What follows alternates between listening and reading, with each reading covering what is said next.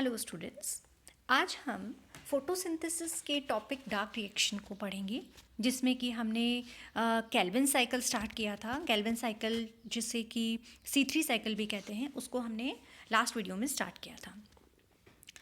अब जो Calvin cycle होती है, इसमें हमने देखा कि कई सारे एंजाइम्स यूज़ में आते हैं और वो सभी एंजाइम्स अलग अलग टाइप ऑफ रिएक्शंस में यूज़ होते हैं।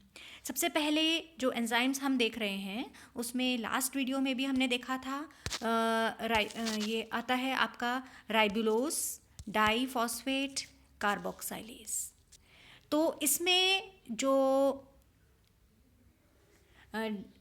कार्बन और ऑक्सीजन है वो डिसाइड करते हैं कि जो कंपाउंड है उसमें किस तरह की रिएक्शन होगी। अगर कार्बोक्सिलेशन C यूज़ में आता है, यानी कि कार्बोक्सिलेशन हो रहा है, तो वहाँ पर आपके C3 साइकिल चलती है। वहीं अगर कार्बोक्सिलेशन नहीं हो रहा, क्यों डिपेंड करता है ये कि एटमॉस्फेयर में किसकी क्वांटिटी ज़्यादा है। अगर कार्बन डाइऑक्साइड की ज़्यादा है तो कार्बोक्सिलेशन होता है और फोटोसिंथेसिस यानी कि C3 साइकिल चलती है। वहीं दूसरी ओर ऑक्सीजन का अगर कंसंट्रेशन ज़्यादा है तो वो क्या करेगा, फोटो रेस्पिरेशन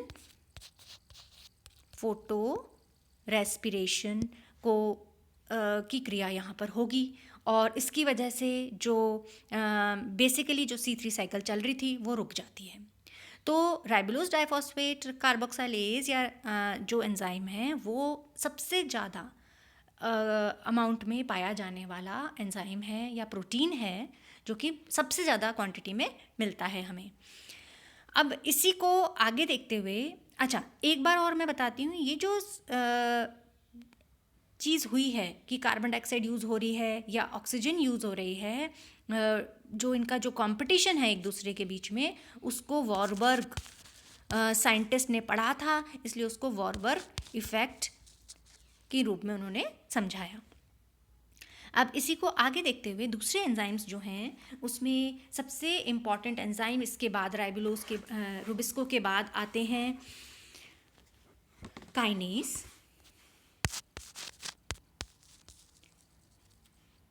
और दूसरा इम्पॉर्टेंट है फॉस्फेटेज। काइनेज और फॉस्फेटेज को समझना बहुत आसान है। काइनेज का मतलब होता है अगर एटीपी का फॉस्फेट ग्रुप से फॉस्फेट ग्रुप अगर ऐड हो रहा है, प्लस हो रहा है, तो हम फॉस्फेटेज काइनेज बोलेंगे उसको। और अगर एटीपी से या से फॉस्फेट ग्रुप जो है वो माइनस हो रहा है, तो हम उसको फॉस्फेटेज बोलेंगे। एंजाइम कौन सा काम में लेंगे, जब फॉस्फेट ग्रुप हटाना है तो फॉस्फेटेज लेंगे, और जब फॉस्फेट ग्रुप ऐड करना है तो यहाँ पर हम काइनेज लेते हैं। तो ये तो दो एंजाइम हो गए। अब इसके बाद जो एंजाइम आते हैं उसमें दो एंजाइम्स हैं, आइसोमरेज और epimerase. Isomerase and epimerase. Isomerase का आइसोमर का मतलब होता है जब आपने देखिए आइसोमर जो है, आपको पता है कि जैसे आपके पास CHO ग्रुप है, अगर उसका आइसोमराइजेशन करना है तो वो एल्डिहाइडिक ग्रुप से कीटोनिक ग्रुप में चेंज होता है, तो वो उसका आइसोमर बन जाता है। ठीक है, तो ऐसे बहुत सारे कंपाउंड्स बनेंगे जब हम ये रिएक्शंस करेंगे जिसमें कि एल्डिहाइडिक ग्रुप कीटोनिक ग्रुप में कन्वर्ट हो रहा है, तो वो आइसोमराइजेशन या आइसोमर एंजाइम के द्वारा होता है। वहीं दूसरा एंजाइम जो है वो है एपीमरेज। एपीमरेज एंजाइम जो है वो हमें पता है कि जो कोई भी कंपाउंड है उसकी मिरर इमेजेस होती हैं, जो कि लिवियो और डेक्स्ट्रो यानी कि राइट और लेफ्ट इमेजेस कहलाती हैं। जैसे कि आपके पास अगर एक ग्रुप है C, यहाँ पर H लगा हुआ है और ये OH है, अगर अपने को इसका एपीमर बनाना हो तो हम क्या करेंगे, ये जो ग्रुप है, ये वाला ग्रुप, वो OH ग्रुप चेंज हो जाएगी पोजीशन और H ग्रुप इधर आ जाएगा। इस तरह से जब कन्वर्जन होता है तो उसको हम एपीमरेज एंजाइम के द्वारा शो करते हैं। तो इस तरह के भी कई सारे कंपाउंड्स हैं जो इसमें बनते हैं और वो एपीमरेज एंजाइम के द्वारा कन्वर्ट होते हैं। अब अगला आता है, दो एंजाइम और हैं जो कि रिलेटेड हैं। एक होता है एल्डोलेस और एक होता है ट्रांसकीटोलेस। एल्डोलेस और ट्रांसकीटोलेस का बेसिक काम ये होता है कि जो एल्डिहाइडिक ग्रुप है या कीटोनिक ग्रुप है उसको वो रिवर्सिबल करते हैं या ट्रांसफ़र करते हैं। तो इस तरह जब ऐसा वाले ग्रुप्स को रिवर्सिबल या ट्रांसफ़र करना होता है तो ये वाले एंजाइम्स यूज़ में आते हैं। तो ये तो कुछ एंजाइम्स थे। इसके अलावा एक और एंजाइम होता है डीहाइड्रोजिनेज, जो NADPH2 अपन कहाँ में लेते हैं, तो इसकी जो H2 है उसको रिड्यूस करता है, यानी कि रिडक्शन में काम में लेता है। तो ये भी स्टेप्स हैं जो कि अपने को फोटोसिंथेसिस में देखने को मिलते हैं। अब इसी के साथ शुगर्स भी आती हैं। शुगर्स जो हैं उसमें हम देखते हैं कि कई तरह की शुगर्स बनती हैं जो कि उनके कार्बन कंपाउंड के आधार पर अलग अलग शुगर्स होती हैं। ट्रायोस शुगर अगर 3 कार्बन है और 3rd कार्बन के ऊपर अगर फॉस्फेट ग्रुप लगा हुआ है तो उसको हम ट्रायोस शुगर बोलते हैं। फिर आता है टेट्रोज है, यानी कि अगर 4 कार्बन शुगर है वो। टेट्रोज में जैसे कि आपके आ गया इरिथ्रोज है, एग्जाम्पल इरिथ्रोज 4 कार्बन शुगर है जिसमें कि 4th कार्बन पे फॉस्फेट ग्रुप लगा हुआ है।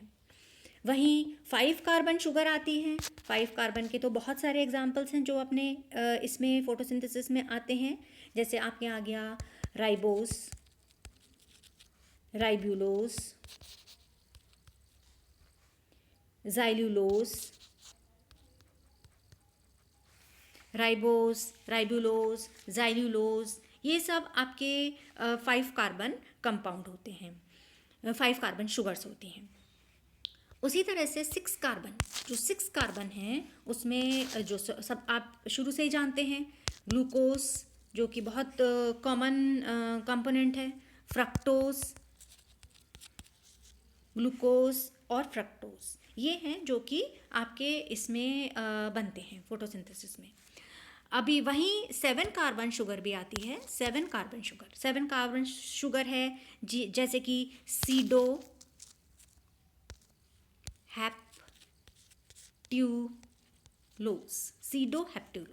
हेप्टा का मतलब होता है 7 होता है, तो इसलिए ये 7 कार्बन कंपाउंड है, नाम इसका सीडोहेप्ट्यूलोस है।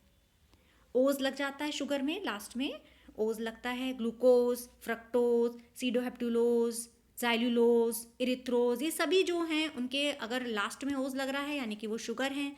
अब डिपेंड करता है वो कौन से कितने कार्बन की शुगर्स हैं। तो ये कुछ एग्जाम्पल्स हैं जो मैंने बताए हैं आपको, जो कि शुगर्स इसमें काम में आएंगी, वो अभी हमने डिस्कस करी हैं। कुछ एंजाइम्स थे जो रेगुलरली सभी रिएक्शंस को कंप्लीट करने में यूज़फुल होते हैं। तो इनको अब हम नेक्स्ट वीडियो में हर स्टेप बाय स्टेप पढ़ेंगे कि कौन सा एंजाइम कौन सी रिएक्शन कंप्लीट करवा रहा है और उससे कितने कार्बन की शुगर बनती है।